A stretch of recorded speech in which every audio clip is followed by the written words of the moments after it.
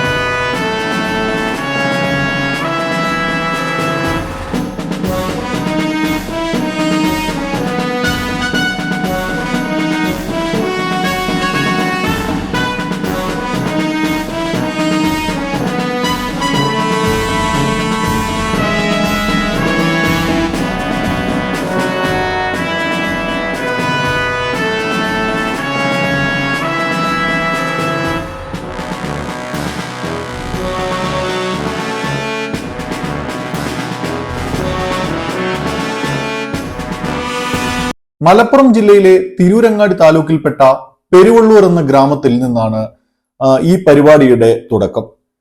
2022 മെക്7 എന്ന പേരിൽ ഒരു പ്രഭാത വ്യായാമ കൂട്ടായ്മ പെരുവള്ളൂരിൽ രൂപം കൊള്ളുന്നത്.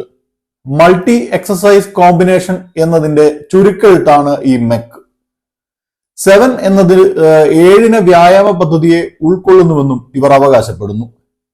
പെരുവള്ളൂരിൽ മെക്7 ശക്തിപ്പെടുന്ന അതേ 2022 കേന്ദ്ര സർക്കാർ പോപ്പുലർ ഫ്രണ്ടിനെ നിരോധിച്ചത് എന്നതുകൂടി ചേർത്താലോചിക്കുക. നമുക്ക് മെക്7ലേക്ക് തന്നെ വരാം. 7 കാറ്റഗറികളിലായി, അതായത് yoga, aerobics, physiotherapy, meditation, face massage, acupressure, deep breathing എന്നിങ്ങനെയുള്ള 7 കാറ്റഗറികളിലായി 21 വ്യായാമ മുറകളാണ് ഇവർ ആളുകളെ പരിശീലിപ്പിക്കുന്നത്.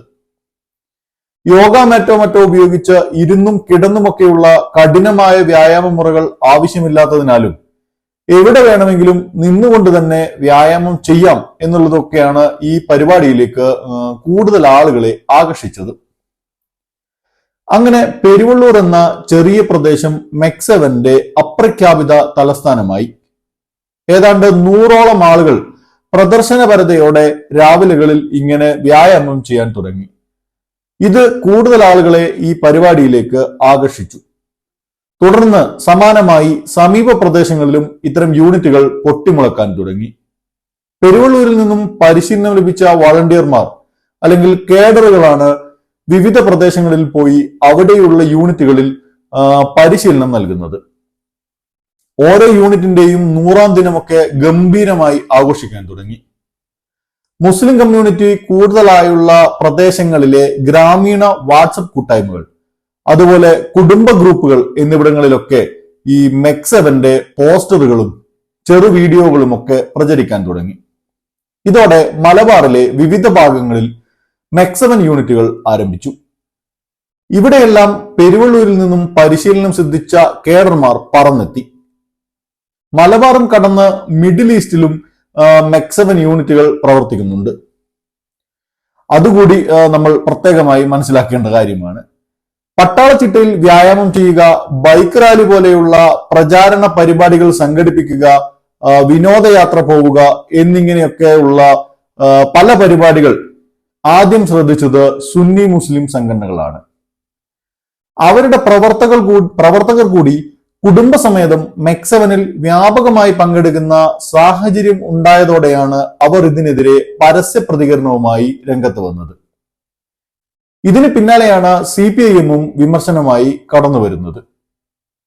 നാനാജാതി മതസ്ഥരൊക്കെ മെക്7ന്റെ ഭാഗമാണെന്ന് അവർ സ്വയം അവകാശപ്പെടുന്നുണ്ടെങ്കിലും മുസ്ലിങ്ങളെ ലക്ഷ്യമിട്ടാണ് അവർ പ്രവർത്തിക്കുന്നത് എന്നത് പകൽ പോലെ വ്യക്തമാണ്.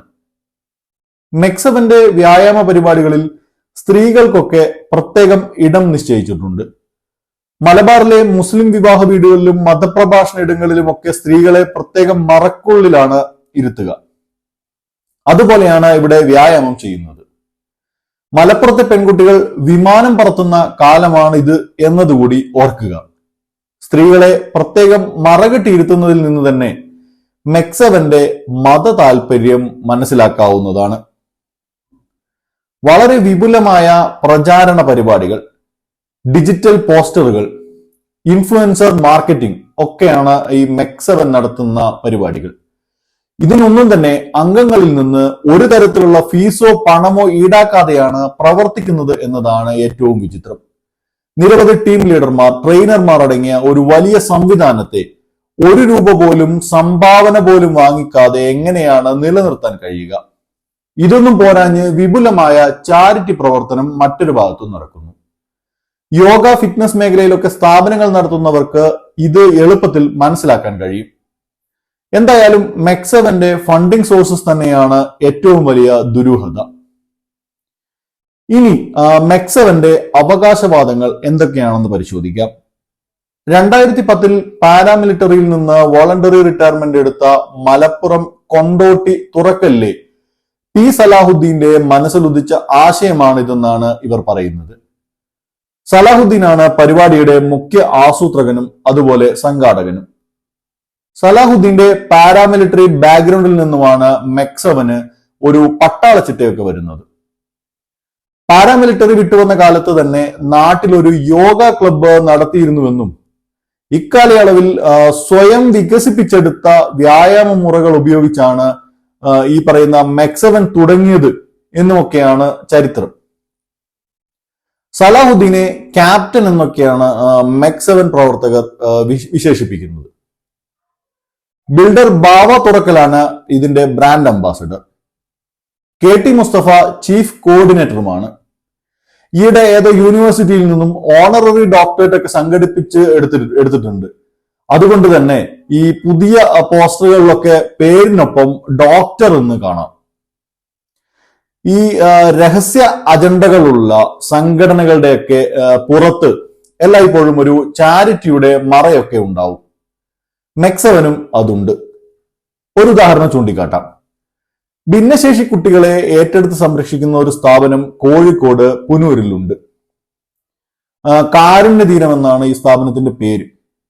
ഇവിടുത്തെ കുട്ടികൾക്ക് യൂണിഫോമും അതുപോലെ സ്ഥാപനത്തിന് നല്ലൊരു തുക ഡൊണേഷനും ഒക്കെ മെക്സവൻ നൽകിയിരുന്നു. അതോടൊപ്പം കുട്ടികളെ ചില വ്യായാമ മുറകളൊക്കെ പഠിപ്പിക്കുകയും ചെയ്തു. ഇതിനൊക്കെ വലിയ കയ്യടിയും സ്വീകാര്യതയും കിട്ടുമെന്ന് എടുത്തു പറയേണ്ടതില്ലല്ലോ. തീവ്രവാദ സംഘടനകൾ സമൂഹങ്ങളിലേക്ക് നുഴഞ്ഞു കയറാനും അവരുടെ പ്രത്യയശാസ്ത്രങ്ങൾ പ്രചരിപ്പിക്കാനും പലതരം രഹസ്യ തന്ത്രങ്ങളാണ് ഉപയോഗിക്കുന്നത്. തീവ്രവാദ ഫാസിസ്റ്റ് ആശയങ്ങളുടെ ഏറ്റവും ശക്തമായ ടൂൾ പ്രൊപ്പഗണ്ടയാണ്. ആശയപ്രചാരണത്തിനും ആളുകളെ റിക്രൂട്ട് ചെയ്യാനുമായി പലവിധ തന്ത്രങ്ങളാണ് ഇവർ പ്രയോഗിക്കുന്നത്. അതുകൊണ്ട് തന്നെ ഇത്തരം വ്യായാമ കൂട്ടായ്മകളുടെയും അവരുടെ പ്രതിദിന ഒത്തുചേരലിനെയും ഒരു പ്രത്യേക രീതിയിലുള്ള പട്ടാള ചിട്ടയെയും ഒക്കെ സംശയത്തിന്റെ ദൃഷ്ടിയോടെ കാണാൻ കഴിയും. അതുകൊണ്ട് തന്നെ മെക്സവൻ എന്ന സംവിധാനത്തെ സംശയത്തോടെ കാണുന്ന ഇസ്ലാമിക സംഘടനകളെയോ അല്ലെങ്കിൽ CPM-നെയോ കുറ്റപ്പെടുത്താൻ ഒരു തരത്തിലും കഴിയില്ല. നിരുപദ്രവമെന്ന് തോന്നുന്ന ഇത്തരം പ്രവർത്തനങ്ങൾ വഴി തീവ്രവാദ ഗ്രൂപ്പുകൾക്ക് സമൂഹത്തിൽ വിശ്വാസം നേടിയെടുക്കാനും അതുവഴി പുതിയ അംഗങ്ങളെ റിക്രൂട്ട് ചെയ്യാനും കൂടാതെ അവരുടെ പ്രൊപ്പഗണ്ട പ്രചരിപ്പിക്കുന്നതിനുള്ള ഒരു സംവിധാനം രൂപപ്പെടുത്താനുമെല്ലാം കഴിയും. മെക്സവന്റെ പ്രവർത്തനങ്ങളോടൊപ്പം തന്നെ അവരുടെ ഫണ്ടിംഗ് സോഴ്സുകളെ കുറിച്ചും വിപുലമായ അന്വേഷണം നടത്തേണ്ടതുണ്ട്. സംഘടന അവകാശപ്പെടുന്നത് പോലെ MLA-മാരായ PK കുഞ്ഞാലിക്കുട്ടി, മഞ്ഞളാംകുഴി അലി, അതുപോലെ മുൻ മന്ത്രി PK അബ്ദുറബ്ബ് ഇവരൊക്കെ ഇതിന്റെ ഭാഗമാണോ എന്നതും അവർ വ്യക്തമാക്കട്ടെ. മറ്റൊരു വിഷയവുമായി കാണുന്നത് വരെ നന്ദി, നമസ്കാരം.